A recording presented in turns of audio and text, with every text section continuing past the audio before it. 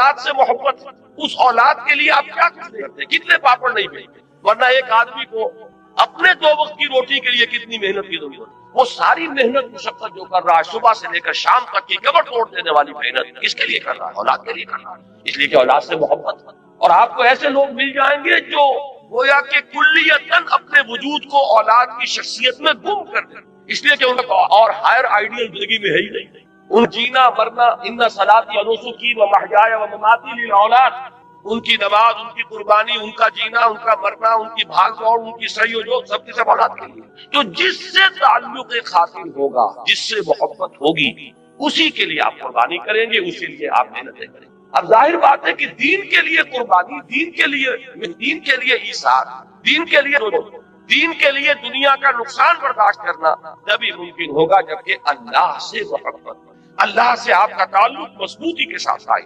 ये अल्लाह के साथ ताल्लुक को मजबूती से कायम रखने के लिए 2 चीजें बताई गई, बल्कि पहले एक चीज समझ लीजिए, वो है जिक्र, अल्लाह की याद।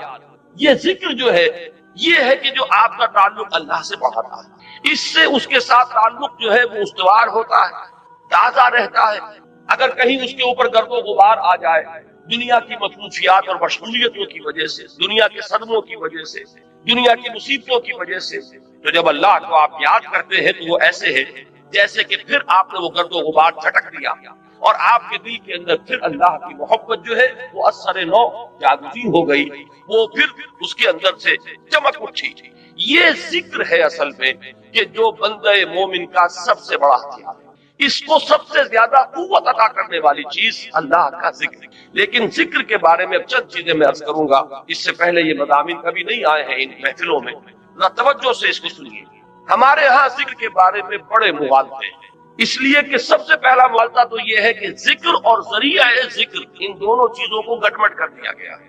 जिक्र और है, जरिया जिक्र और।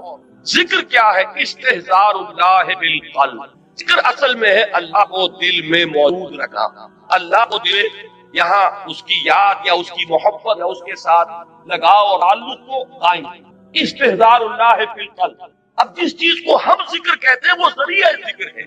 मैं बैठकर अगर कह रहा हूँ सुभान अल्लाह सुभान अल्लाह सुभान अल्लाह सुभान अल्लाह, ये जरिया जिक्र है, जिक्र नहीं है। अब अगर ये आप सुभान अल्लाह की तस्बीह तो कर रहे हैं लेकिन दिमाग आपका चक्कर लगा रहा है अपने कारोबार में, आपने कोई प्रॉब्लम था, दुकान से उठकर आए हैं और ज़हन आपका उसी प्रॉब्लम को हल करने में लगा हुआ है, तो चाहे तस्बीह आपने पूरी कर दी, तो जिक्र का ये जरिया तो आपने इख्तियार किया, जिक्र आपको हासिल नहीं। इसी तरीके से नमाज क्या है? जरिया जिक्र है।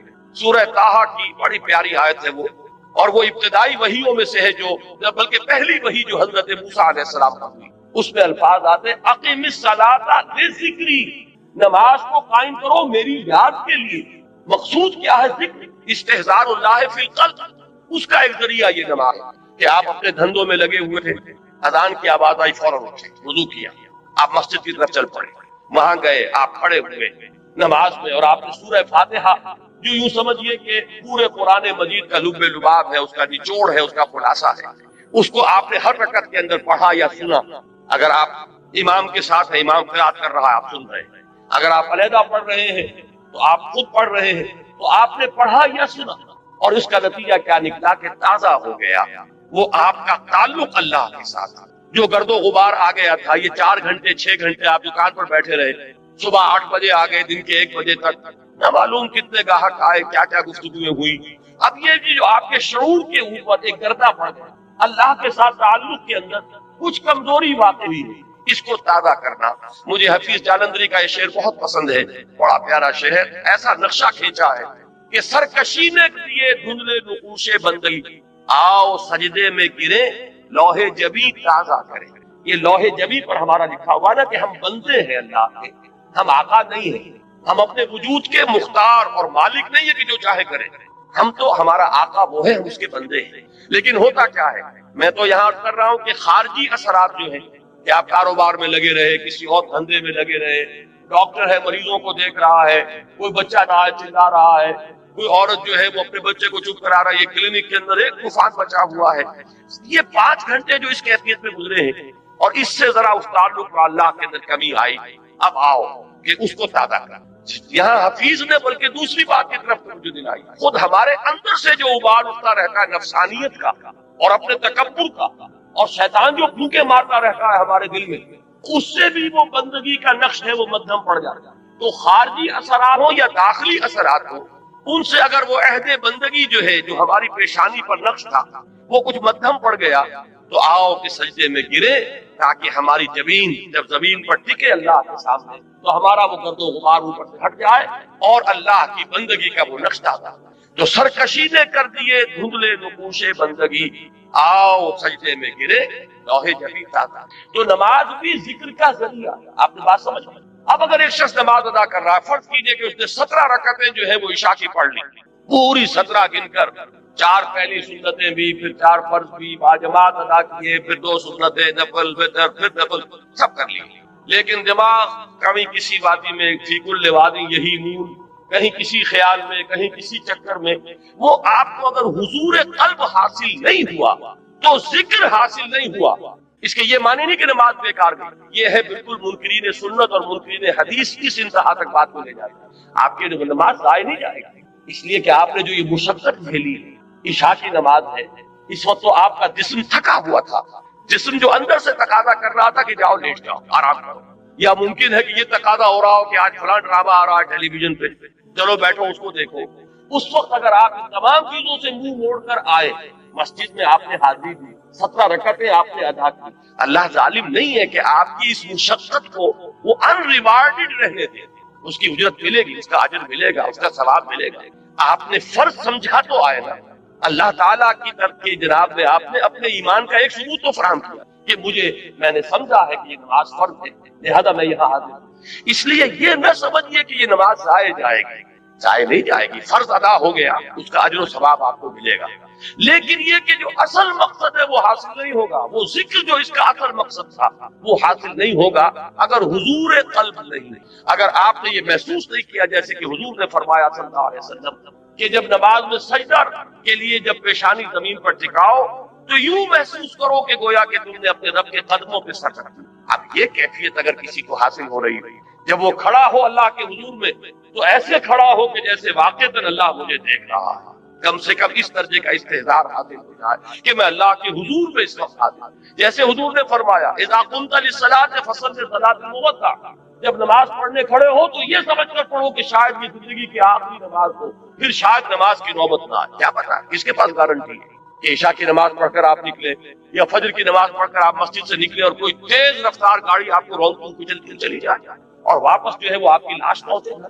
آپ زندہ سالم نہ پہنچے۔ تو ہر نماز سے پہلے اگر انسان یہ محسوس کرے جیسے کہ حضور نے فرمایا، اس قدر یہ پریکٹیکل ایک سائیکولوجیکل نفسیاتی جو ہے تعلیم ہے کہ جب بھی نماز پڑھنے کھڑے ہو تو یہ سمجھ کر پڑھو کہ شاید یہ زندگی کی آخری نماز ہے اور عین ممکن ہے کہ اس کے بعد نماز کا وقت ہے۔ تو یہ کیفیات آپ سوچئے کہ اگر حاصل ہو نماز میں تو پھر وہ نماز کیا ہوگی؟ وہ نماز وہ ہوگی جسے حضور نے فرمایا کہ الصلاۃ معراج المومنین، یہ نماز اہل ایمان کے حق میں معراج کے درجے، اس میں ہم کلام ہوتے ہیں آپ اللہ سے جیسے کہ حضور ہم کلام ہوئے معراج اللہ تعالیٰ کے ساتھ۔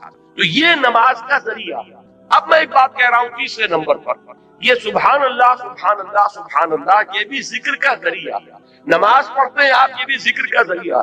البتہ ایک چیز وہ ہے کہ جو مجسم ذکر ہے، ذکر کا ذریعہ نہیں، ذکر مجسم ذکر۔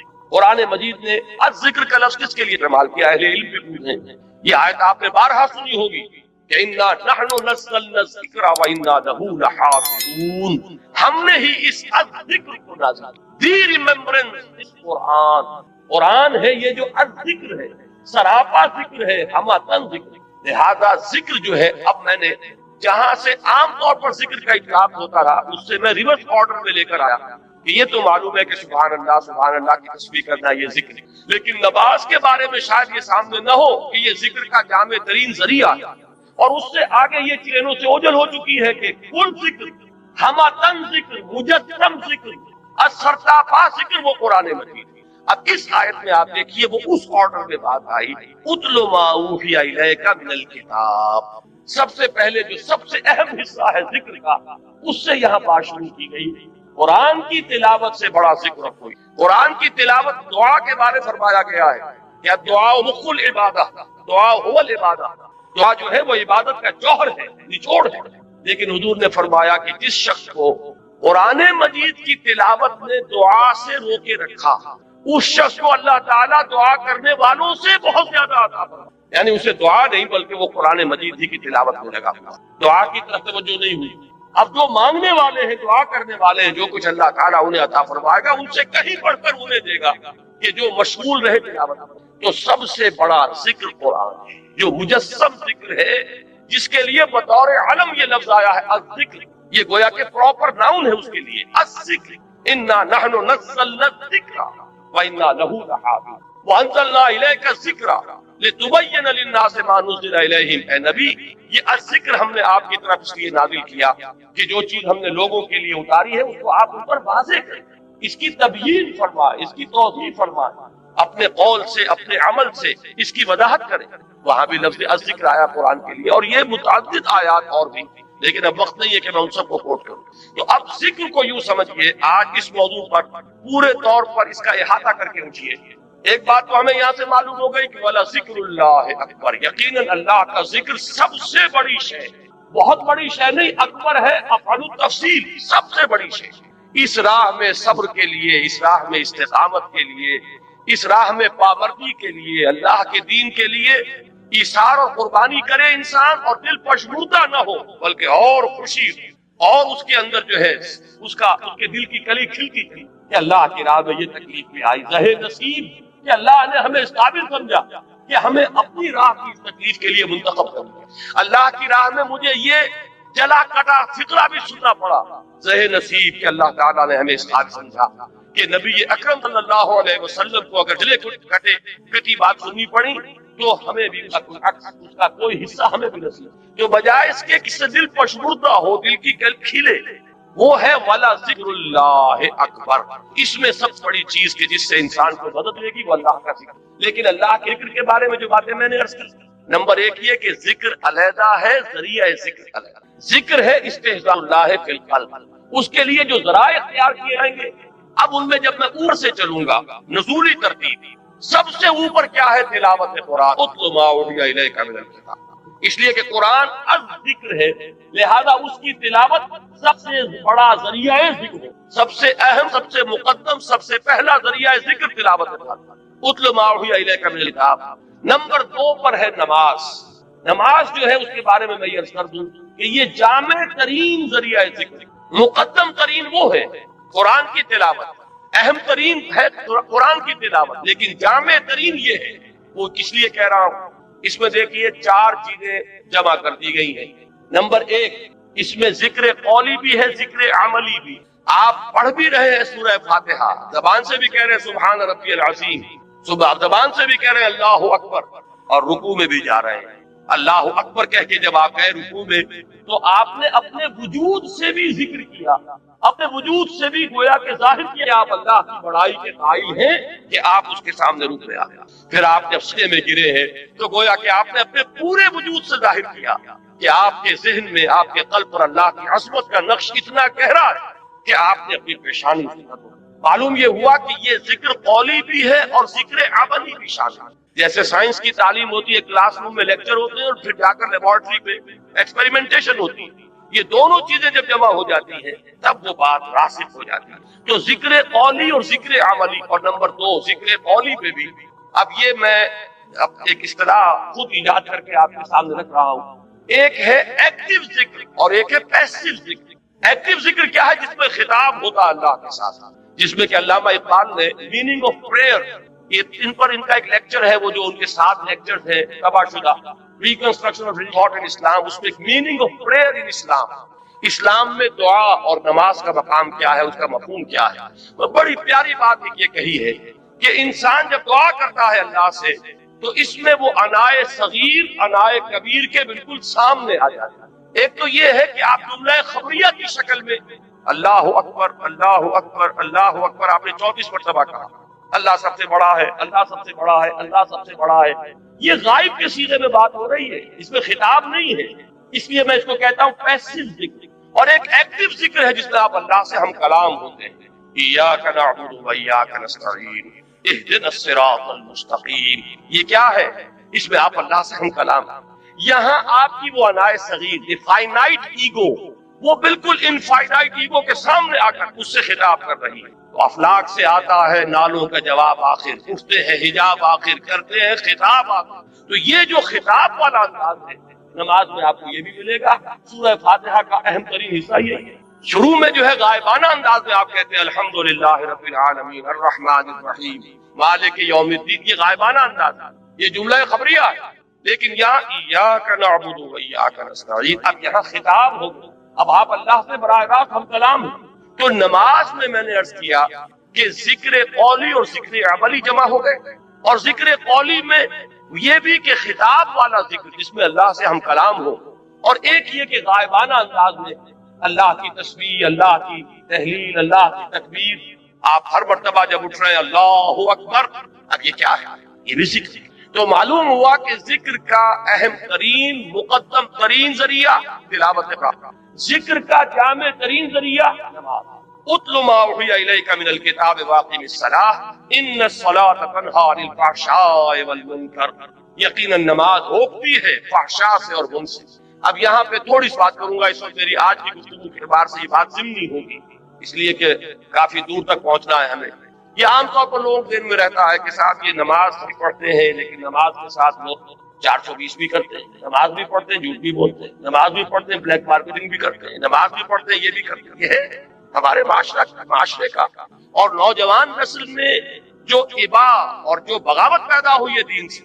میں بربلا یہ کہتا ہوں کہ یہ ان مذہبی لوگوں کا رد عمل بھی جنہیں وہ اپنی آنکھوں سے دیکھتے ہیں کہ ہمارے ابا جان نماز میں تو بڑے پکے ہیں لیکن اتنے ہی پکے جو ہیں وہ دکان پر جھوٹ بولنے میں بھی. ظاہر بات ہے کہ بیٹے سے تو چھپی ہوئی بات نہیں، آپ کسی سے چھپا لیں گے، آپ کی بیوی سے تو آپ کی کمزوریاں جو ہے وہ چھپی ہوئی نہیں ہے، آپ کے گھر والوں سے، آپ کی اولاد سے چھپی ہوئی نہیں. کہ نماز میں بھی پڑے پکے ہیں، جھوٹ بولنے میں بھی. ظاہر بات ہے کہ اس کا تو اس کی طبیعت نوجوان جو ہے اس کا معاملہ یہ ہوتا ہے کہ وہ ان چیزوں پر غور کرتا ہے. چاہے اگر سعادت مند ہے آپ کے سامنے بولتا نہیں لیکن آپ دیکھ تو رہا، اس کا ایک اثر قبول کرتا ہے اور وہ سمجھتا ہے کہ نماز میں کا فائدہ کیا ہے. اگر نماز کے ساتھ یہ بھی ہے، اگر نماز کے ساتھ سنگ دلی بھی ہے، ایک غریب آدمی کو دیکھ کر آپ کا دل نہیں پسیجا، نوجوان جو ہے اس کا بھی تاثر قبول کرتا کہ ہمارے ابا جان کے پاس کتنی کچھ دولت ہے اور اس نے اپنے ایک دکان کے ملازم کے ساتھ کیا سلوک کیا ہے. اس کی بیوی بیمار تھی، اسے کچھ قرض کی ضرورت تھی اور ابا جان نے کس طریقے سے ڈال دیا، دھتکار دیا. یہ نوجوان جو ذہن ہے یہ ان چیزوں کو دیکھتا ہے اور ان سے امپریشن لیتا ہے، اس سے تاثر لیتا ہے. تو یہ مسئلہ ہمارے ہاں کے زندہ مسئلوں میں سے کہ کیا وجہ ہے کہ ہماری نمازیں جو ہے بے اثر ہیں. قرآن دعوے سے کہہ رہا ہے کہ نماز تو فحش اور بے حیائی کے منہ سے روک دیں، جبکہ ایسے لوگ ہمیں نظر آتے ہیں معاشرے کے اندر کہ نماز میں ہو سکتا ہے. میں نے وزٹ کی ہے بعض اوقات، جب میں اپنی MBBS سے فارغ ہو کر تازہ گیا تھا منڈومری جو اب سوال کہلاتا ہے، میں وہاں 2 اشخاص کو دیکھا. ایک وہاں حاجی بلیکیا کے نام سے مشہور، اس کی یہ داڑھی تھی لمبی، اور نہ صرف یہ کہ نماز میں 100% بلکہ وہ خاصا آسودہ حال کھاتا پیتا آدمی تھا. اس کے پاس ڈپو تھے اور ڈپو ہی میں بلیک ہوتے، تو وہ اذان بھی خود جا کر دیتا، 5 وقت کی اذان وہ شخص دیتا تھا. یعنی جہاں تک عبادت کا تعلق ہے، یہ ایک ساتھ ساہیوال کے بیٹھے ہوئے سر ہلا رہے ہیں تو وہ ان کے ذہن میں وہ صاحب آ گئے ہوں گے. لیکن بہرحال میں کسی متن شخص نہیں، میں تو ایک مثال کے طور پر آپ سے کہ یہ ہمارے معاشرے کے اندر وہ حاجی بلیکیا جو ہے وہ نوجوان نسل پر اپنے اس دین کا کیا اثر قائم ہے. اور اس کے ساتھ ہی بالکل پیرلل ایک حاجی رشوت تھے وہاں، وہ انکم ٹیکس کے اندر وہ انسپیکٹر، ان کی بھی داڑھی بہت طویل اور نمازی بہت تھے، لیکن وہ خوب رشوت لیتے خود بھی اور رشوتیں دلواتے تھے مسجدوں کو. کہ جب وہ کسی پارٹی کا گلا دباتے تھے تو اپنے لیے بھی کچھ لیتے تھے اور اللہ کو نہیں بھولتے تھے، اللہ کے گھر کے لیے بھی چندے لیتے تھے. یہ ہے ہمارے ہاں کی وہ دینداری کہ جس کی وجہ سے واقعہ یہ ہے کہ نوجوان نسل میں اگر دین سے دوری ہوئی ہے تو اس کے کچھ اثرات ہیں. باد صبا ہی ہم آورد ہے تست، یہ ہمارے اپنے کرتوت ہے کہ جس کی وجہ سے نوجوان نسل میں بغاوت پیدا ہوتا. وہ کیوں ہے؟ وہ اسی وجہ سے ہے کہ یہ نماز رہ گئی رسم اذاں، روح بلالی نہ رہی. پوری زندگی کے ساتھ اس کی کوئی کوآرڈینیشن نہیں، اس کی کوئی مطابقت نہیں. زندگی میں جو کچھ امنگیں ہیں، ارادے ہیں، جو ویلیوز ہیں، ویلیوز ان لائف، اس کا اس نماز کے ساتھ کوئی تعلق نہیں رہا. یہ ایک اپینڈکس ہے، یہ ایک ضمیمے کی حیثیت سے انسان کی زندگی کے اندر علیحدہ جڑی ہوئی شے ہے. اس کا اس کی اصل سیرت سے، اصل کردار سے یہ وجہ ہے کہ یہ نماز وہ نماز ہے. ہمارا یہ حج 30 لاکھ افراد حج کر رہے ہیں، لیکن یہ کہ کوئی دنیا میں اس کا اثر، ہمارے ہاں سے اگر 1 لاکھ افراد حج کر کے آئے تو کوئی 1% دیانتداری معاشرے میں ہر سال اگر بڑھے، اس 30 یا 1 لاکھ آپ افراد کے حج کرنے سے، تو آج 25 سال اور 40 سال 40واں شروع ہو چکا ہے، 40% تو ہمارے ہاں دیانتداری بڑھتی اور بددیانتی گھٹتی، لیکن نہیں، معلوم ہوتا ہے کہ وہ جو کچھ ہے وہ سب ہے، نمازوں، روزوں، قربانیوں، حج، یہ سب باقی ہے، تو باقی نہیں، وہ بیچ میں جو روح ہے وہ نکل چکی ہے۔ اب یہ ریچولز کی شکلیں اختیار کر چکے ہیں یہ اعمال، یہ وجہ ہے، ورنہ واقعہ یہ ہے کہ بندہ مومن کے لیے سب سے بڑی تبار وہ یہ نماز، اللہ کے ساتھ تعلق قائم کرنے والی سب سے بڑی چیز نماز۔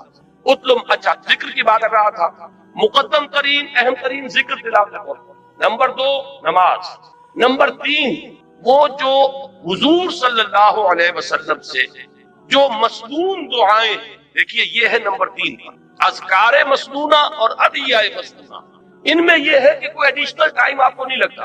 آپ اگر کار میں بیٹھ رہے ہیں، سواری پر سوار ہونے کی دعا ہے، اتر رہے ہیں اس کی دعا ہے، صبح اٹھے ہیں دعا ہے، آپ بیت الخلاء میں داخل ہو رہے ہیں دعا ہے، بیت الخلاء سے باہر نکلے ہیں دعا ہے، آپ پھر اب وضو کرنے بیٹھے، وضو کے بعد فارغ ہوئے، مسجد کے لیے نکلے گھر سے دعا ہے، مسجد میں داخل ہوئے دعا ہے، مسجد میں تو رہیں گے تو وہ تو ہے ہی نماز، وہ تو سراپا ذکر ہے، واپس آئیں گے پھر دعا ہے، گھر میں داخل ہوں گے پھر دعا ہے، بازار کے لیے نکلیں گے دعا ہے، واپس آئیں گے دعا ہے، سفر پر جائیں گے دعا ہے، واپس آئیں گے دعا ہے، یہاں تک کہ آخری بات عرض کر دیتا ہوں کہ آپ تعلق زن و شوق کرتے ہیں تو بھی دعا ہے، کوئی عمل زندگی کا ایسا نہیں ہے جس کے لیے مسنون دعا ہے، آئینہ دیکھتے ہیں تو دعا ہے، کپڑے بدلتے ہیں تو دعا ہے، یہ دعا جب انسان یاد کر کے مانگتا ہے تو اس سے ایک تیر میں 2 شکار ہوتے ہیں، کیا کہ ایک طرف تو دعا میں آپ کس سے خطاب کر رہے ہیں؟ اللہ سے، اور دوسرے یہ کہ الفاظ کون سے استعمال کیے جو منقول ہے رسول اللہ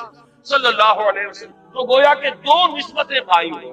نماز آپ نے اگر کھانا کھایا، الحمدللہ الذی اطعمنا وسقانا وجعلنا، کس کا شکر؟ اللہ کا، اور کس کے الفاظ ہیں یہ جو آپ اس وقت ادا کر رہے ہیں؟ محمد رسول اللہ، تو گویا کہ لا الہ الا اللہ اور محمد رسول اللہ دونوں نسبتیں جو ہماری ہیں وہ تازہ ہو گئی اس دعائے مسنونہ سے۔ تو نمبر 3 میں اس کو رکھیے، پنجاب میں وہ بڑا پیارا جملہ ہے اس کے لیے کہ دنیا کا کوئی بھی کام آپ کر رہے ہیں تو ہاتھ کارول دل یار ول، دل اللہ کے ساتھ لگا رہے اور ہاتھ کاموں میں مشغول رہے۔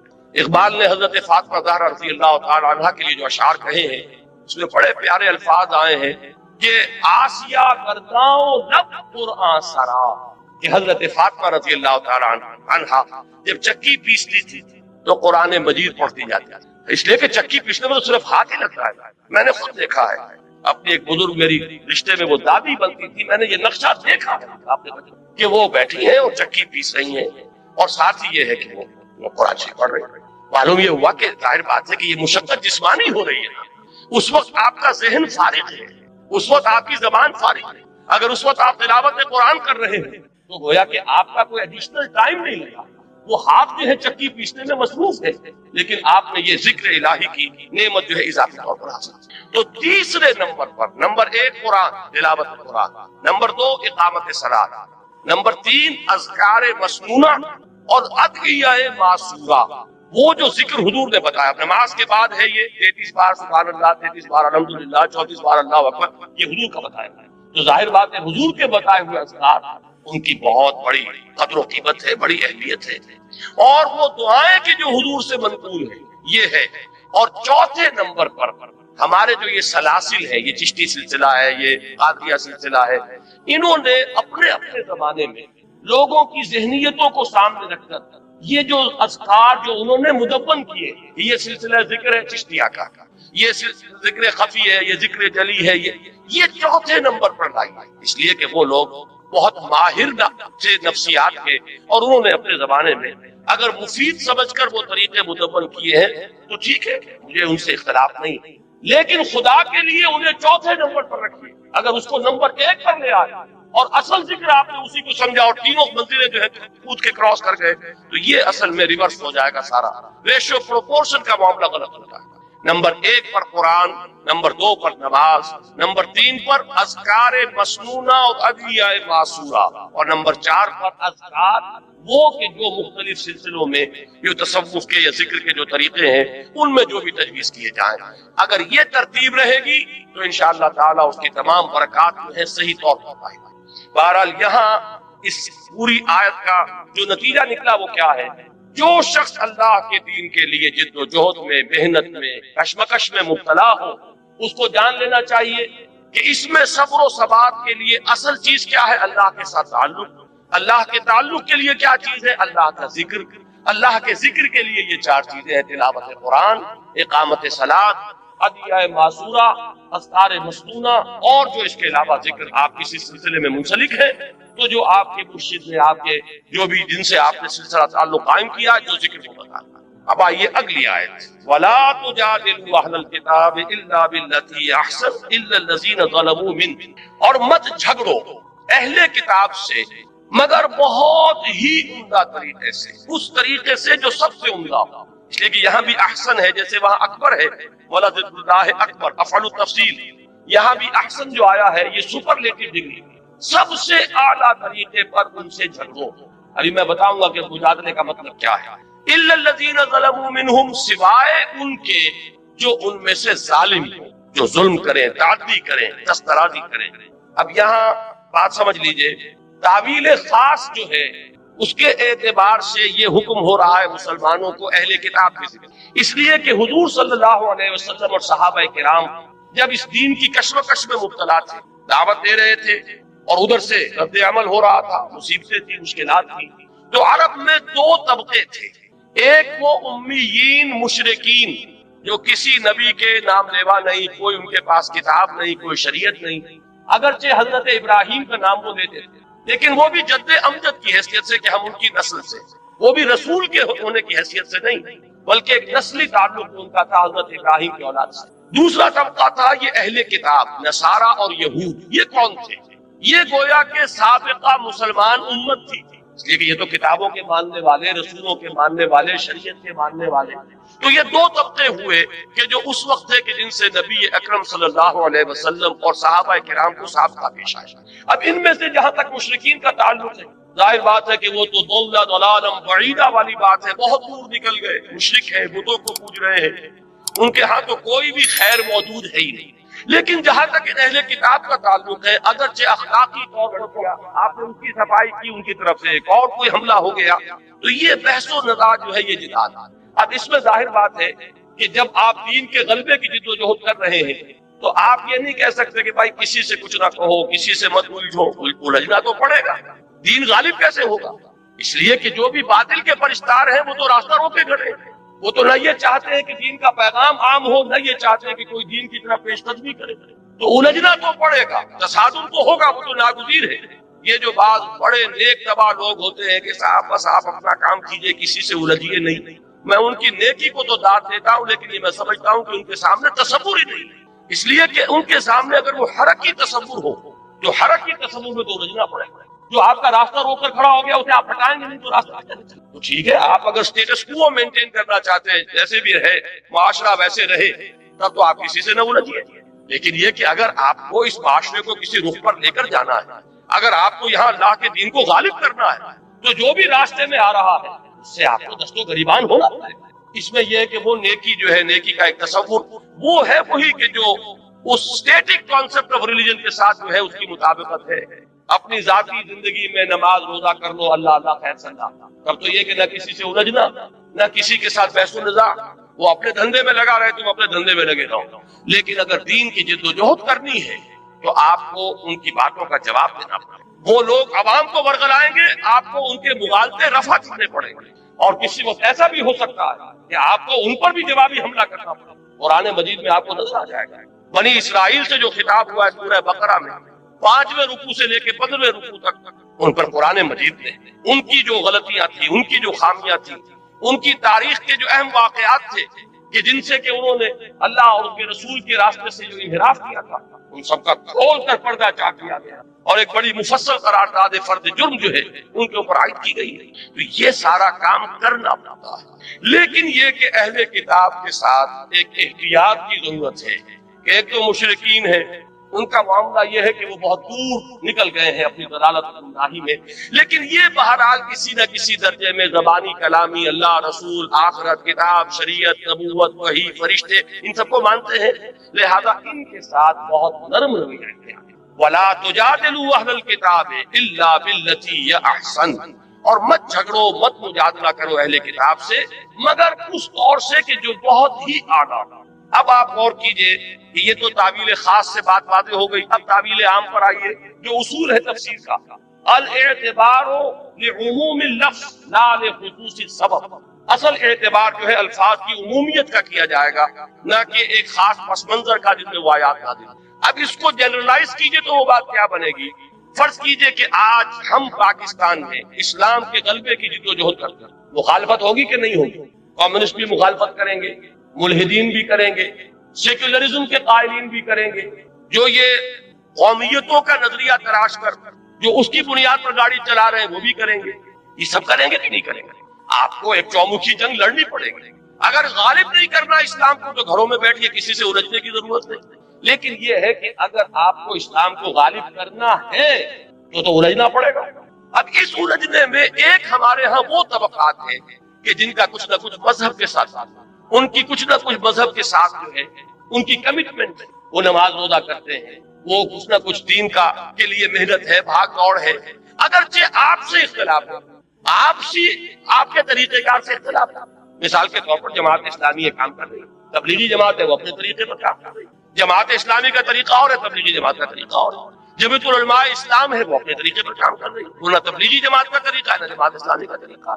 ہم نے ایک تنظیم قائم کی، تنظیم اسلامی، ہمارے سامنے ایک اور طریقہ کار ہے۔ تو یہ تو ہو سکتا ہے کہ آپ کے طریقے سے اختلاف کرتے ہو، لیکن بہرحال ان کا دین کے ساتھ کوئی لگاؤ ہے، وہ بھی اس میدان میں ہے، ان کی بھی کمٹمنٹ ہے، وہ اپنے تجزیے کے مطابق اپنی تشخیص کے مطابق اپنی تجویز کے مطابق کام کر رہے ہیں۔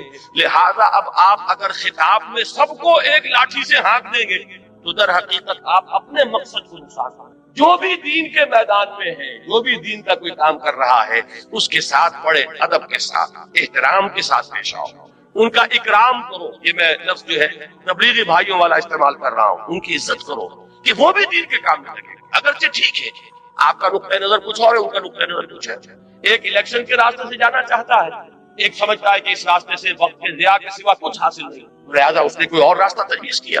ایک وہ ہے کہ جو صرف لوگوں کو نیکی کی تلقین کر کے وہ یہ سمجھتا ہے کہ جب نیکی آئے گی بدی خود بخود چلی جائے گی، لوگوں کو خامخواہ جو ہے اس کے اوپر تنقید کی زبان مت کھولو، بلکہ یہ کہ فضائل کی تلقین کے ذریعے سے لوگوں کو نیکی کے راستے پر لے آؤ۔ ایک کا خیال ہے نہیں، قرآن میں تو جہاں بھی آیا ہے امر بالمعروف کے ساتھ نہی عن المنکر ساتھ جڑا ہوا آیا ہے، یہ تو ایک گاڑی کے دو پہیے ہیں۔ تو یہ اختلافات ایک جگہ ہیں، لیکن آپ یہ نہیں کہہ سکتے کہ وہ اسلام کا کام نہیں ہے، لہذا ان کے ساتھ معاملہ کرتے ہوئے بات یہ ہوگی وَلَا تُجَادِلُوا أَهْلَ الْكِتَابِ إِلَّا بِالَّتِي هِيَ أَحْسَنُ۔ ہمیں یہاں سے رہنمائی لینی ہوگی کہ اگرچہ مخالفین اس وقت مشرکین بھی تھے اور اہل کتاب بھی تھے، اور اہل کتاب کی مخالفت کے بارے میں قرآن نے کہا کہ یہ سب سے زیادہ شدید ہیں بغض میں، یہود کے علماء سے پڑھ کر دشمن کوئی نہیں تھا محمد رسول اللہ صلی اللہ علیہ وسلم کا، حالانکہ وہ خوب جانتے تھے یعرفونہ کما یعرفون ابناءہم، ایسے پہچانتے محمد کو جیسے اپنی اولاد کو پہچانتے، لیکن اس کے باوجود چونکہ ان کا ایک ماضی ہے، وہ رسولوں کے نام لیوا ہیں، ان کے ہاں کتاب ہے تورات ہے، ان کے ہاں علماء ہے، ان کے ہاں مذہبی عدالتیں ہیں، لہذا ان کو بالکل مشرکین کے اعتبار رکھ دینا درست نہیں ہوگا۔ وَلَا تُجَادِلُوا أَهْلَ الْكِتَابِ إِلَّا بِالَّتِي هِيَ أَحْسَنُ۔ اب اس سے ہمیں کیا لینی ہوگی رہنمائی کہ اگر ہم اپنی سمجھ کے مطابق، اپنے فہم کے مطابق، اپنے تجزیے کے مطابق، اپنی تشخیص کے مطابق، اپنی تجویز کے مطابق دین کا کوئی کام کر رہے ہوں، تو جو بھی دین کے لیے کسی نہ کسی درجے میں ایکٹیو کوئی کام کر رہے ہیں، کوئی توانائی صرف کر رہے ہیں، ان کے ساتھ یہ معاملہ اختیار کریں۔ کہیں نہ کہیں تو لازماً آئے گی بات اختلاف، اس لیے کہ ظاہر بات ہے کہ ہم کہیں گے بھائی ہم جو راستہ بتا رہے ہیں ہم نے اس لیے اختیار کیا کہ صحیح راستہ اس کو سمجھو، ہمیں کہنا پڑے گا کہ انتخاب کے اندر یہ انتخابات میں حصہ لینے سے ملک کے اندر ایک اطمینان کی فضا پیدا ہو جانا یہ اپنی جگہ پر ہے، جو ہم چاہتے ہیں کہ ہونا چاہیے، کہ مختلف حصوں کے لوگوں کے اندر یہ اطمینان ہو کہ ہمارے معاملات ہمارے ہاتھ میں ہیں۔ یہ نہیں ہے کہ کوئی ایک صوبہ سب پر حکومت کر رہا ہو، اس لیے کہ فوج کی حکومت ہے تو گویا کہ پنجاب کی حکومت، باقی سندھ اور بلوچستان گویا کہ محکومی کے اندر زندگی بسر کر رہے ہیں۔ یہ احساس بڑا خوفناک ہے، لہذا الیکشن کا ہونا اس احساس کو ختم کرنے کے لیے تو ضروری ہے۔ البتہ اسلام الیکشن کے راستے سے نہ قطعاً آنا محال مطلق، ناممکن، اس کے لیے تو انقلابی راستہ اختیار کرنا پڑے۔ اب اگر یہ بات میں زور دے کر نہ کہوں تو میری اس بات کے اوپر کون توجہ کرے گا، کون آئے گا میرے اس راستے پر، کون میرا دست و بازو بنے گا، کون میرا ساتھ دے گا؟ تو مجھے یہ بات تو کہنی پڑے گی، لیکن یہ ہے کہ اس میں وہ تمام احتیاطیں ملحوظ رہیں کہ بہرحال وہ بھی جو کچھ کر رہے ہیں دین کے لیے کر رہے ہیں، اپنی سمجھ کے مطابق دین ہی کی خدمت ہے، ان کے سامنے بھی یہی ہے، چاہے وہ جمعیت علماء ہو، جمعیت چاہے تبلیغی جماعت ہو، جماعت اسلامی ہو۔ تو ہمیں یہاں سے یہ دوسری ہدایت ہے کہ جو وقت کرنی ہے، وَلَا تُجَادِلُوا أَهْلَ الْكِتَابِ إِلَّا بِالَّتِي أَحْسَنُ إِلَّا الَّذِينَ ظَلَمُوا مِنْهُمْ۔ یہ ذرا مشکلات القرآن میں سے یہ مقام، سوائے ان کے جو ان میں سے ظلم پر، سرکشی پر، تعدی پر اور حق تلفی کے اوپر کمر کش کر۔ اب یہ استثناء کس سے ہے؟ دو نتیجے اس کے نکل سکتے ہیں۔ ایک اللہ نے دوسرے اللہ کو کینسل کر دیا تو اس کا مطلب یہ ہوا کہ ان سے جھگڑو ہی نہ، اس کے منہ ہی نہ لگا۔ اور ایک یہ ہو سکتا ہے کہ یہ اس اللہ نے صرف احسن کی نفی کی ہے، گویا کہ ان کے ساتھ جھگڑو تو انہیں ترکی بترکی جواب بھی دے سکتے، اس لیے کہ جن لوگوں کے بارے میں یہ یقین ہو جائے کہ یہ نہ سننا چاہتے ہیں، نہ ماننا چاہتے ہیں، نہ کوئی معقول بات سننے کے لیے تیار ہے، انہوں نے مخالفت پر کمر کس لی، انہوں نے فتویٰ بازی شروع کر دی ہے راستہ روکنے، تو ظاہر بات ہے کہ اگر ان کے ساتھ بھی اگر آپ نے وہ معاملہ اختیار کیا تو وہ گویا کہ اپنی منزل کو آپ کھوٹا کریں، ان کا جواب دینا پڑا، کسی وقت سختی کا جواب سختی کے ساتھ دینا پڑا، لیکن اس میں بھی بڑی احتیاط کی ضرورت ہوگی۔ یہ دونوں مفہوم اس میں موجود۔ اچھا، اب جو بات یہ تو ہوئی منفی بات، مثبت بات کیا ہے؟ یہ انداز اختیار کرو، وَقُولُوا آمَنَّا بِالَّذِي أُنزِلَ إِلَيْنَا وَأُنزِلَ إِلَيْكُمْ، یہ کہو ان سے کہ ہم ایمان رکھتے ہیں اس چیز پر بھی کہ جو ہماری طرف نازل کی گئی اور اس پر بھی جو تمہاری طرف نازل کی گئی، چونکہ اہل کتاب کا ذکر ہے، ہم تو تورات پر بھی یقین رکھتے ہیں، ہم انجیل پر بھی یقین رکھتے ہیں، اگرچہ جو تورات تمہارے پاس ہے اس میں تحریف ہو گئی، لیکن اس کی تصدیق قرآن کرتا ہے کہ تورات اللہ کی کتاب تھی جو اللہ نے موسیٰ علیہ السلام کو عطا فرمائی۔ جو انجیل آج تم پیش کر رہے ہو، اگرچہ منو عن اس کو ہم نہیں مانتے، لیکن یہ بات ہم مانتے ہیں کہ وہ انجیل یقیناً اللہ کی کتاب تھی کہ جو اللہ نے حضرت عیسیٰ علیہ السلام کو عطا فرمائی۔ تو قولوا آمنا بالذی انزل الینا وانزل الیکم، ان سے کہو ہم تو ایمان رکھتے ہیں، ہمارے اندر تو کوئی تعصب نہیں، کوئی عصبیت نہیں، کوئی گروہ بندی نہیں، ہم تو ایمان رکھتے ہیں اس پر بھی کہ جو وہی ہماری طرف کیا جا رہا ہے قرآن، اور ایمان رکھتے ہیں ان کتابوں پر بھی جو تمہاری طرف نازل کی گئی ہے۔ وَإِلَٰهُنَا وَإِلَٰهُكُمْ وَاحِدٌ، اور ہمارا اور تمہارا الہ ایک ہے، ایسا نہیں ہے کہ وہ کوئی دو الہ ہو، ہم تو توحید کے ماننے والے ہیں، تمہارا پیدا کرنے والا بھی وہی جو ہمارا پیدا کرنے، موسیٰ کا بھیجنے والا بھی وہی جو محمد کا بھیجنے والا، علی نبینا وعلیہ الصلوۃ والسلام۔ تو ہم تو اس الہ واحد کو مانتے ہیں، وَنَحْنُ لَهُ مُسْلِمُونَ، اور ہم نے تو اپنے آپ کو اس کے سپرد کر دیا، اس کے سامنے سر جھکا دیا، ہم نے اپنے آپ کو اس کے حوالے کر دیا، اس الہ واحد کے حوالے کر دیا جو ہمارا بھی الہ تمہارا بھی الہ، ہمارا بھی معبود تمہارا بھی معبود، ہمارا بھی خالق تمہارا بھی خالق، جو محمد کا بھیجنے والا بھی اور عیسیٰ اور موسیٰ کا بھیجنے والا بھی صلی اللہ علیہ وسلم وعلیہ الصلوۃ والسلام۔ لہذا یہ انداز جب آئے گا تو اس میں اس سے کیا نتیجہ نکلتا ہے کہ ایک انداز یہ ہوتا ہے بس ہم ہی ٹھیک ہے، باقی سب کوئی ان کی کوئی بنیاد نہیں، کوئی حقیقت نہیں، آپ کو جہاں پر بھی جو حق نظر آئے اس کو تسلیم کی، جہاں خیر نظر آئے اس کو مانیے، تاکہ لوگوں پر یہ اثر قائم ہو کہ ان کے اندر تعلی نہیں ہے، تکبر نہیں ہے، یہ بس ہم چما دیگرے نہیں، یہ انداز ان کا نہیں ہے کہ ہم ہی ہم اور کوئی نہ ہو، بلکہ یہ حق جہاں بھی پایا جاتا ہے اس کو مانتے ہیں، صحیح بات جب سامنے رکھی جائے فوراً حقیقت جب آئے لپٹ کر قبول کرتے ہیں، جیسے کہ حضور نے فرمایا الحکمت ضالۃ المومن هو احق بها حیث وجدها، حکمت اور دانائی کی بات تو مومن کی گویا کہ گمشدہ متاع ہے کہ وہ سب سے بڑھ کر حقدار ہے اس کا جہاں بھی پائے، سچی بات جہاں ملے گی وہ ہماری جاگیر، حقیقت جہاں ہے وہ ہماری میراث، دانائی جہاں سے بھی ملے وہ ہماری گمشدہ متاع۔ یہ انداز ہونا چاہیے کہ یہ حق کے ماننے والے ہیں، یہ کسی جماعتی عصبیت میں مبتلا نہیں ہوئے کہ اپنے بزرگ کو بہت پڑھے اور دوسروں کے بزرگ چاہے ان کے اندر کتنے ہی کمالات ہوں ان کو کوئی حیثیت دینے کو تیار نہیں۔ میں نے تازہ میثاق میں جو ایک طویل مضمون لکھا تھا، تنظیم اسلامی میں شامل ہوئے ہیں نوجوان علماء میں سے ایک اہم شخصیت مولانا سعید الرحمان حلبی، ان کے حوالے سے میں نے جو میثاق میں لکھا ہے مضمون، اس میں یہی بات واضح کی۔ ہمارے ہاں دینی حلقے اور دینی جماعتیں جو ہے اس طرح کے واٹر ٹائٹ کمپارٹمنٹس میں منقسم ہو گئے کہ اگر کوئی دیوبندی ہے تو ظاہر بات ہے کہ دیوبندی علماء سے اس نے پڑھا، دیوبندی علماء کی صحبت اس نے اٹھائی، ان کی عظمت کا نقش اس پر قائم ہوا۔ اب وہ انہی دیوبندی جرائد کو پڑھتے ہیں، دیوبندی کتابیں جو ہیں انہی کو پڑھیں گے، تفسیر پڑھیں گے تو دیوبندی علماء کی پڑھیں گے، لہذا ان کا پورا وہ ذہنی جو ہے وہ انحصار ہو جاتا ایک حلقے کے اندر۔ دوسرے حلقے میں کوئی عظمت ہے تو انہیں نظر ہی نہیں آئے گی، وہاں اگر کوئی علم کی بلندی ہے تو وہ اس سے واقف ہی نہیں، کوئی اونچی شخصیتیں گزری ہیں انہیں پتہ ہی نہیں۔ اب وہ بریلوی ہیں، کوئی خیر آبادی ہے، کوئی بدایونی ہے، کوئی فرنگی محلی ہے، کوئی اہل حدیث ہے، اب یہ مختلف طبقات ہمارے ہیں۔ جماعت اسلامی والے ہیں، ان کے اپنے جرائد ہیں، ان کے اپنے اخبارات ہیں، ان کے اپنے رسائل ہیں، وہ انہی کو پڑھیں گے، انہی کی آنکھوں سے دیکھیں گے، انہی کے کانوں سے سنیں گے۔ ان کو جو عظمت اپنے حلقے کے لوگوں میں نظر آئے گی دوسروں میں نظر ہی نہیں آئے گا۔ اب اس کا جو ہے اس کو جب تک آپ توڑیں گے نہیں، دین کا غلبہ نہیں ہو سکتا۔ اگر یہ کہ اپنے ہی حسن کا دیوانہ بنا پھرتا ہوں اور اپنے ہی بزرگوں کا پروانہ بنا پھرتا ہوں تو ان کے بزرگ وہ ہیں، آپ کے بزرگ یہ ہیں، آپ کے ان کے درمیان قدر مشترک کہاں سے آئے گا؟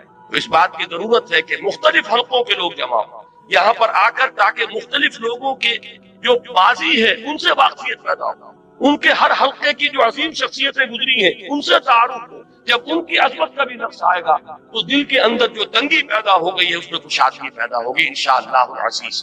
تو یہ چیز بھی ہمارے دین کی اقامت کی جدوجہد میں بہت اہم ہے کہ اپنے سینوں کو کشادہ کریں، نگاہوں کو کھولیں، کانوں کو کھولیں۔ صرف یہ نہیں کہ بس کسی ایک ہی گھڑے کی مچھلی اور کسی ایک ہی کنویں کے میڈک بنے ہوئے ہیں، بلکہ چاہیے کہ دوسرے حقوق کو دیکھیں، ان کی کتابوں کا مطالعہ کریں، ان کے جو بزرگ ہیں ان کے بھی حالات زندگی جو ہے ان کا مشاہدہ کریں، تو اس طریقے سے دلوں کے اندر بھی کشادگی ہوگی اور قریب آئے۔ یہ آیت اس اعتبار سے اقامت دین کی جدوجہد میں نہایت اہم ہدایت نمبر 2 ہوئی۔ وَلَا تُجَادِلُوا أَهْلَ الْكِتَابِ إِلَّا بِالَّتِي أَحْسَنَ إِلَّا الَّذِينَ ظَلَمُوا مِنْهُمْ وَقُولُوا آمَنَّا بِالَّذِي أُنزِلَ إِلَيْنَا وَأُنزِلَ إِلَيْكُمْ وَإِلَٰهُنَا وَإِلَٰهُكُمْ وَاحِدٌ وَنَحْنُ لَهُ مُسْلِمُونَ۔ اب یہ تیسری آیت جو ہے یہاں سے چھوڑ دیجئے، اب آگے آئیے۔ تیسری ہدایت اب آ رہی ہے سورہ عنکبوت کی، اب یہ آیات ہیں 55 سے اور 60 تک۔ یا عبادی الذین آمنوا ان ارضی واسعۃ فإیایا فاعبدون کل نفس ذائقۃ الموت ثم الینا ترجعون والذین آمنوا وعملوا الصالحات لنبوئنهم من الجنة غرفا تجری من تحتها الانہار خالدین فیہا نعم اجر العاملین الذین صبروا وعلی ربهم یتوکلون وَكَأَيٍّ مِّن دَابَّةٍ لَا تَحْمِلُ رِزْقَهَا اللَّهُ يَرْزُقُهَا وَإِيَّاكُمْ وَهُوَ السَّمِيعُ الْعَلِيمُ۔ اس کے ساتھ یہ آیت نمبر 64 بھی پڑھ لیں۔ وَمَا هَٰذِهِ الْحَيَاةُ الدُّنْيَا إِلَّا لَهْوٌ وَلَعِبٌ وَإِنَّ الدَّارَ الْآخِرَةَ لَهِيَ الْحَيَوَانُ لَوْ كَانُوا يَعْلَمُونَ۔ یہ پوری جو میں نے آیات آپ کو پڑھ کر سنائی، ان کا اہم ترین مضمون ہے ایمان بالآخرہ۔ اصل میں موٹیویشن جو عملاً ملتی ہے انسان کو اور اس راہ میں قربانی کے لیے جو اس میں آمادگی پیدا ہوتی ہے، اس دنیا کا نقصان گوارا کرنے کے لیے انسان آمادہ ہوتا ہے، وہ ہوتا ہے ایمان بالآخرہ۔ جتنا یقین گہرا ہوگا کہ آخرت حق ہے اور اصل زندگی وہ ہے، اتنا ہی آپ کا ویلیو سٹرکچر جو ہے بدلنا شروع ہو جائے گا۔ اس لیے کہ کون انسان ہے جو خیر نہیں چاہتا، نفع نہیں چاہتا، بھلائی نہیں چاہتا، بہتری نہیں چاہتا؟ یہ سب خیر، بھلائی، نفع، اسی کے لیے تو بھاگ دوڑ ہو رہی ہے۔ اب فرق کیا ہے؟ رخ معین ہو رہا ہے۔ اگر آخرت ذہن میں نہیں ہے تو ساری خیر دنیا کی، ساری بھلائی دنیا کی بھلائی، سارا نفع دنیا کا نفع، ساری کامیابی دنیا کی کامیابی۔ اور اگر آخرت پر یقین ہو گیا جیسا کہ ہونا چاہیے، دیکھیے آخرت کے یقین کے بھی بہت سے درجے ہیں۔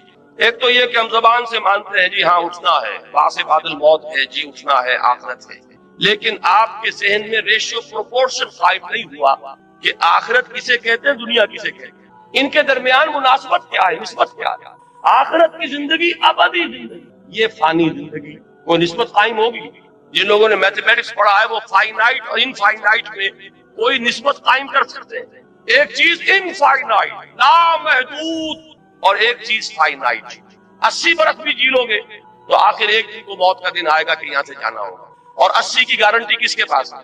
किसके पास गारंटी है कि कल सुबह का सूरज जो चूर होता हुआ अपनी इन आंखों से देख सकते? मालूम हुआ कि दुनिया की ये जिंदगी इतनी आरसी, इतनी नापायदार, इतनी फानी, इतनी नाकाबिले एतमाद कि एक दिन का भी यकीन नहीं। तो बड़ा प्यारा मिसरा है कि सामान 100 बरस का है और कल की खबर नहीं, इसको यकीन नहीं।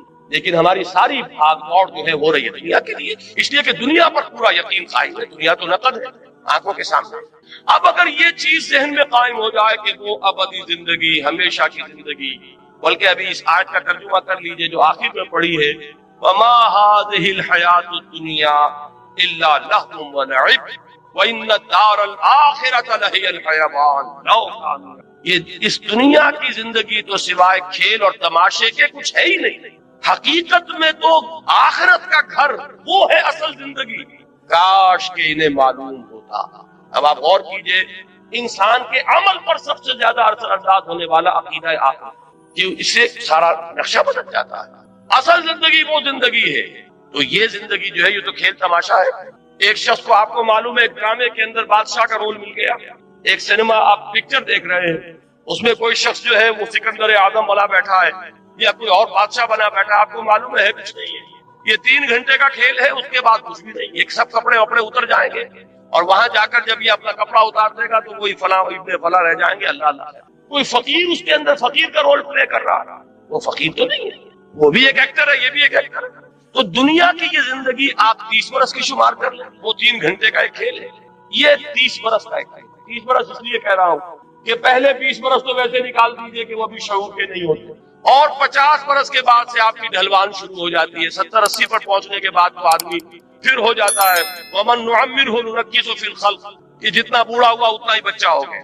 मालूम है उसके दरमियान में कितनी है, 30-40 बरस की एक एवरेज है जो आपकी फाल जिंदगी है, जिसमें कि आप कुछ बनाते हैं, मेहनत करते हैं, भाग दौड़ करते हैं। किसी ने कारखाना बनाया तो इसी में बनाया, किसी ने कारोबार जमाया तो इसी में जमाया, कोई प्रोफेशन में शाइन कर रहा है तो वो भी यही वक्त है।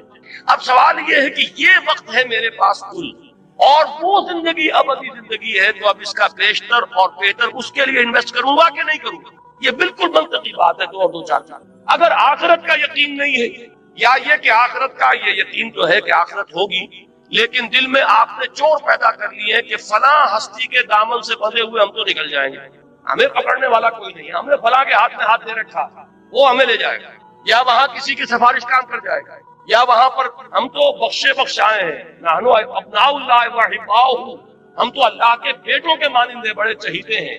आग हमें छू ही नहीं सकती, अगर छुएगी बिलफर्ज तो चंद दिन। लन तमस्सना नारु इल्ला अय्यामुम मादूदात। अब ये खुद अपनी जगह एक मुस्तकिल मौजू है मेरी मुकम्मल तकरीर का, कि अकीदा आखिरत से इनहिराफ की 6 शक्लें हैं। कि बज़ाहिर एक शख्स कहता है कि मैं आखिरत का मानने वाला हूँ, हकीकत में मानने वाला नहीं, इसलिए कि उसने उसको किसी चीज से ज़रब दे दी, 0 से ज़रब दे दी। तो 0 से तो जो बड़े से बड़ा आदत है ज़रब खाएगा तो 0 हो जाएगा। तो अकीदा आखिरत को अकीदा शफाअत के साथ जोड़ दिया, 0 हो गया। अकीदा आखिरत के साथ नहनु अब्नाउल्लाह व हिब्बाहु, हम जो कुछ भी है लेकिन तेरे महबूब की उम्मत में है, वो आखिरत तो 0 हो गई। क्या उसका फिक्र रहेगा? क्या उसकी आपको कोई फिक्र दामनगीर होगी कि उसके लिए कुछ बनाना है, कुछ उसके लिए सामान करना है, आखिरत के लिए कोई तोशाए आखिरत फराहम करना है? जरूरत ही नहीं। इसलिए कि हम जो कुछ भी है तेरे महबूब की उम्मत में, लिहाजा जन्नत तो हमारा पैदाइश है, वहां तो हमारी रिजर्वेशन मौजूद है, लिहाजा कोई खौफ नहीं। अब ये शक्ल जहां होगी वो अकीदा आखिरत बिल्कुल मादूम होकर है, उसका आपके अमल पर कोई असर। लेकिन ये 6 है उससे बराहिल, जिसको मैं इसमें तफसील से बयान नहीं कर सकता। इस वक्त जो मुझे बताना है वो ये है कि प्रैक्टिकल मोटिवेशन, ईसार और कुर्बानी। अभी मैं आ रहा था, मेरे साथ एक साथी थे, हमारी तंजीम इस्लामी शिकागो के अहम कारकुन है, वो आए हुए 3 महीने के लिए यहाँ पाकिस्तान, और मेरे साथ सफर पर आए। उन्होंने अपनी एक ऑब्जर्वेशन मेरे सामने बयान की कि मैं ये देखता हूँ कि दीन के लिए जो लोग काम करते हैं, लेकिन अगर उन्हें कोई नुकसान हो जाता है या कोई तकलीफ होती है, तो बजाय इस पर कि उस पर उनके चेहरे पर बशाशत पैदा हो, पशमुर्दगी आ जाए। हालांकि बशाशत पैदा होना चाहिए। ये मैंने कहा कि आपकी ऑब्जर्वेशन जो है बहुत सही, बहुत दुरुस्त है। उसका सबब क्या है? سبب یہ ہے کہ ہم کسی وجہ سے عام طور پر ہمارے ہاں دین کا کام جو ہو رہا ہے وہ کوئی کمیونٹی ورک کے طور پر ہو رہا ہے، کوئی ایک قومی جدوجہد ہے، جیسے پاکستان کی تحریک کی قومی جدوجہد تھی، لیکن ہم نے اس میں نعرہ اسلام کا لگایا، پاکستان کا مطلب کیا، لا الہ الا اللہ۔ اسی طریقے سے ہمارے ہاں بہت سے لوگ بظاہر دین کا کام کر رہے ہوتے ہیں، لیکن ان کی اصل موٹیویشن جو ہے وہ آخرت کی نہیں ہوتی، آخرت کا یقین ان کا جذبہ محرکہ نہیں ہوتا، آخرت میں جس درجے کا پختہ ایمان ہونا چاہیے وہ حاصل نہیں ہے۔ ورنہ تو یہ کہ یہاں کا گھاٹا ہو کر گھوٹا دیکھ کر انسان کو خوشی ہونی چاہیے کہ یہاں جو مجھے ڈیبٹ ہو رہا ہے وہاں کچھ ہو رہا ہے، یہاں جو نقصان ہو رہا ہے وہاں میری عاقبت بن رہی ہے۔ یہ یقین اگر ہوگا تو اگر کوئی تکلیف آئی تو بجائے پشمردگی کے استبشار پیدا ہوگا۔ یہ سورہ توبہ میں لفظ استعمال ہے، فَاسْتَبْشِرُوا بِبَيْعِكُمُ الَّذِي بَایَعْتُم بِهِ، تو خوشیاں مناؤ، تم پر تو بشاشت جاری ہونی چاہیے۔ جیسے حضرت خبیب کا لفظ آیا تھا کہ جب انہیں سولی دی جا رہی تھی تو جب پہلا نیزہ جو ہے ان کے کلیجے میں چبھویا گیا تو ان کی زبان سے کہا نکلے، فزت ورب الکعبہ، کعبے کے رب کی قسم میں کامیاب ہو گئے۔ یہ اگر بشاشت کی کیفیت نہیں ہے تو اس کا سبب کیا ہے کہ معلوم ہوتا ہے کہ آخرت پر ہمارا یقین اتنا پختہ ہے۔ ورنہ اللہ کے وعدے راح و ریحان و جنت نعیم، وہ جنت کے جس کے نعمتیں وہ ہیں کہ جن کا ہم اس دنیا میں تصور تک نہیں کر سکتے، اگر اس کے وعدے پر یقین ہے۔ اسی لیے سورہ عنکبوت کے پہلے رکوع میں آیا تھا، میں نے پوری تفصیل سے بیان کیا تھا کہ یہ نہ سمجھنا کہ تمہارے ساتھ جو ہم وعدے کیے کر رہے ہیں، من کان یرجو لقاء اللہ فإن اجل اللہ لآت وهو السمیع العلیم والذین آمنوا باللہ والذین آمنوا وعملوا الصالحات لنکفرن عنہم سیئاتہم ولنجزینہم احسن الذی کانوا یعملون۔ یہ سارا کس لیے کہ یقین رکھو تمہاری یہ محنت اثر، تمہارا یہ اثار، تمہاری یہ قربانی ہے، تمہاری یہ مشقتیں یہ ان ریوارڈڈ نہیں جائیں گی۔ تمہارا وہ پروردگار دیکھ رہا ہے، اے بلال جو تم پر بیت رہی ہے تمہارا رب دیکھ رہا ہے، اے خباب جو کچھ تم پر اس وقت گزر رہی ہے تم اپنے رب کی نگاہوں میں ہو، فإنک بأعیننا، ہم سب کچھ سن رہے ہیں۔ اے بلال اس حال میں کہ تمہارے سینے کے اوپر بھاری سر رکھی اور اوپر سے سورج آگ پر سارا، نیچے سے زمین توے کی طرح چل رہی، اس وقت بھی تمہاری زبان سے جو لفظ نکل رہا احد احد احد احد، اللہ سن رہا ہے کہ میرا ایک بندہ ہے جو اس مشقت کے اندر بھی میری توحید کا نعرہ لگا رہا ہے۔ تو یہ چیزیں یوں ہی نہیں چلی جائیں گی، اس کا بھرپور صلہ تمہیں ملے گا، بھرپور بدلہ ملے گا۔ جب تم ہمارے حضور میں حاضر ہوگے خلعتوں سے نوازے جاؤ گے۔ اگر یہ یقین پیدا ہو جائے تو پھر بڑی سے بڑی قربانی بہت سہل، بڑی سے بڑی تکلیف آئے گی، طبیعت میں خوشی ہوگی کہ اللہ نے، جیسا کہ میں نے پہلے کہا تھا، زہ نصیب کہ اللہ نے ہمیں اس قابل سمجھا کہ ہماری ہڈی اپنے راستے میں چھڑوائی، ہمیں یہ مصیبت اپنی راہ میں پہنچائی۔ یہ اللہ تعالیٰ کی طرف سے گویا کہ شرف قبول ہو جانے کا ایک ثبوت ہے کہ اللہ تعالیٰ نے ہمیں قبول فرما دیا۔ یہ انداز ہوگا کب؟ جب کہ آخرت میں تو فرمایا وما هذه الحیات الدنیا الا لہو ولعب، یہ دنیا کی زندگی تو سوائے کھیل کود کے کچھ نہیں۔ جیسے ڈرامہ ہوتا ہے 3 گھنٹے کا، یہ 30 برس کا ڈرامہ ہے۔ کسی کو ہم نے جھوپڑی میں پیدا کر دیا ہے، کسی کو گولڈن سپون کے ساتھ پیدا کر دیا ہے، سلور سپون نہیں گولڈن سپون۔ لیکن یہ کہ یہ بھی جب آنکھ کھلی کل کی تو موسم تھا خزاں کا، ذرا سی دیر ہے ادھر آنکھ کھلی، وہ 60 کروڑ تقسیم ہوئے ہوں یا 60 ارب تقسیم ہوئے ہوں، وہ بہرحال جو دنیا سے گیا اس کے لیے تو ایک پیسہ بھی نہیں۔ یہ بات اچھی طرح سمجھ لیجئے کہ چاہے کوئی وڈیرے کے گھر پیدا ہو گیا، کوئی جھوپڑی میں پیدا ہو گیا، یہ اس دنیا کی زندگی ہی کا ہے ایک رول۔ ہو سکتا ہے کہ جو یہاں کسی جھوپڑی کے اندر اپنی زندگی کے دن گزار رہا ہے اور کسی چٹائی پر بیٹھا ہوا ہے، وہ وہاں ان عالی شان محلات کا وارث بنے، جیسا کہ یہاں آ رہا ہے من الجنت غرفا تجری من تحتها الانہار خالدین، وہ جنت کے وہ ان کو جھروکے ملیں گے، وہ بالا خانے ملیں گے جن کے دامن میں ندیاں بہتی ہیں، جیسے کہ سورہ صف میں ہم پڑھا ہے وَمَسَاكِنَ طَيِّبَةً فِي جَنَّاتِ عَدْنٍ، جنات عدن میں بڑے پاکیزہ گھرانے ہم نے ان کے لیے دیا۔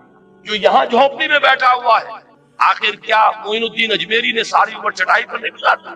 کیا محمد الرسول اللہ صلی اللہ علیہ وسلم نے ساری عمر چٹائی پر نہیں گزارا؟ وہ واقعہ ایلا جب ہوا تھا اس کا آپ نے سنا ہوگا، یہ ایک واقعہ کہ جب 1 مہینے کے لیے حضور نے ازواج مطہرات سے ذرا تعلق اپنا منقطع کر لیا تھا، سورہ احزاب میں اس کا مفصل ذکر موجود ہے، تو حضرت عمر حضور ایک بالا خانے پر تنہا علیحدہ تھا کیونکہ ازواج سے لا تعلقی کر لی تھی۔ حضرت عمر حاضر ہوئے، نیچے کوئی 6 صحابی بیٹھے ہوئے دروازے پر، ان سے کہا کہ اطلاع دیجئے کہ عمر حاضری کی اجازت چاہتا ہے۔ حضور کو اطلاع ہوئی، حضور نے اجازت دے دی، آئے۔ جب حضرت عمر داخل ہوئے ہیں اس بالا خانے میں تو حضور اٹھ کر بیٹھ گئے.